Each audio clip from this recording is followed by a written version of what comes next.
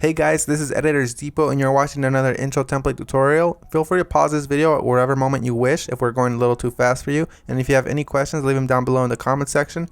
We always reply to every single comment, and if we're away for a minute, just go ahead and comment down below and there's very friendly people that will help you, guaranteed. It's important to remember that this is a pre-made tutorial that we've carefully selected and approved because we noticed that it works the exact same way. If you have any questions, comments, or it's just not working for you, just leave a comment down below and we'll get back to you, guaranteed.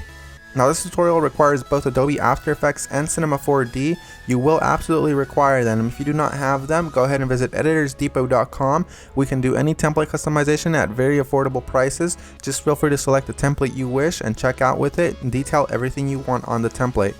Now that that's out of the way, all you're going to want to do is open up the Cinema 4D file. So here it is, and we already have it open, so I'm going to go ahead and bring it up. And as you can tell, everything is ready to go. All you have to do is replace the text, render, and you're done. Except one little thing, there's sometimes problems that come up with the templates, and I'm going to go ahead and cover them here.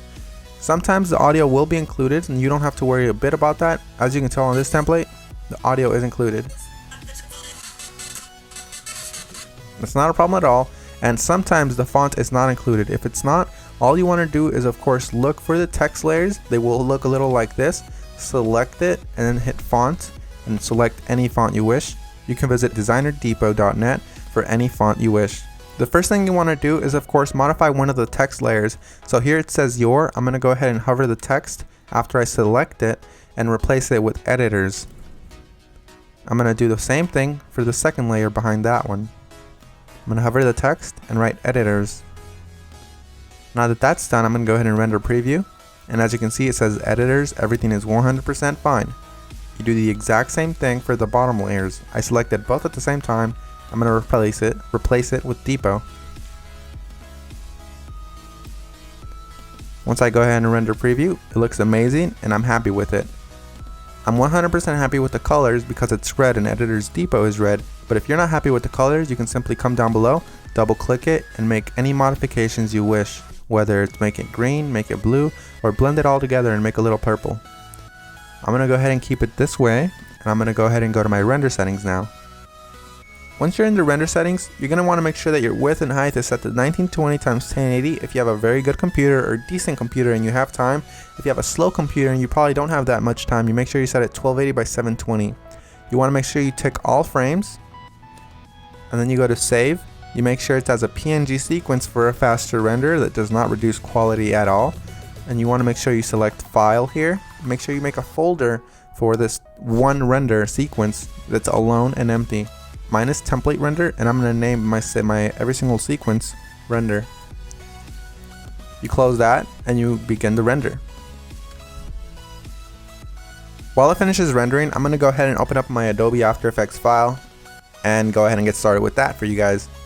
As you can see, that says that there's two files missing, so I'm going to go ahead and find them for my computer. So I'm going to wait for it to load, and as you can see it says here that the audio is missing.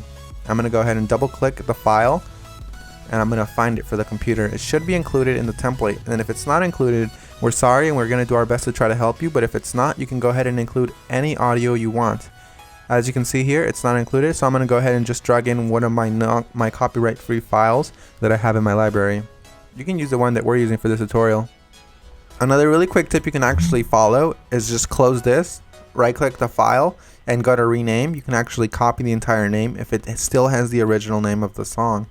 Then you go back to YouTube, you paste that there, and you download the file from there. You want to make sure it's copyright free and you're not breaking any laws though. Once you've gone ahead and replaced your song, you're going to want to go ahead and replace the other thing that was missing, which is of course the PNG sequence.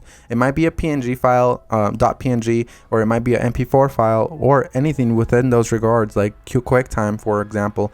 You're going to go ahead and double click it and replace it with your render sequence. I'm going to select the first frame, scroll all the way down just to be safe, and select the last frame. You want to make sure you do the same thing, all while holding shift, so it selects every single one. You make sure you tick on sequence here where it says PNG sequence. You should have that option for Windows as well. You hit open and it will import every single one, and it'll make it look like a video. That makes your render much faster and it looks the exact same. So we're 100% done. Assuming you have every single one of the plugins required, you're 100% done, and if you don't, you're going to have a black screen similar to this. But if you do have a black screen similar to this, you're going to just want to make sure you troubleshoot it by turning off or turning back on whatever adjustment layers might be messing up your entire video. As you can see here, all of the adjustment layers, one of them within these messed up the entire render, so I'm going to go ahead and turn them on one by one. That one's fine, that one's fine. This one's the problem here. So you make sure you turn them back on, and you're done. So I had one layer that messed everything up, and that's because I do not have the correct plugin. You want to make sure you fix that, and you want to make sure you don't run into that problem again. And finish the composition by adding it to the media encoder queue. That pretty much summarizes our video, guys. I hope you all enjoyed it, and if you did, remember, drop a thumbs up if you liked it. Drop a thumbs up if you are a fan of us and you like what we're doing. And guys, we really appreciate every single one of you from the bottom of our hearts. We really appreciate every single one of you guys, whether you're liking this video, disliking, or you just left and you didn't even watch this tutorial, guys. Hope you all have an amazing day, and as always, this is Maurice. Visit EditorsDepot.com for any customization of templates, and have an amazing day. Take care, guys.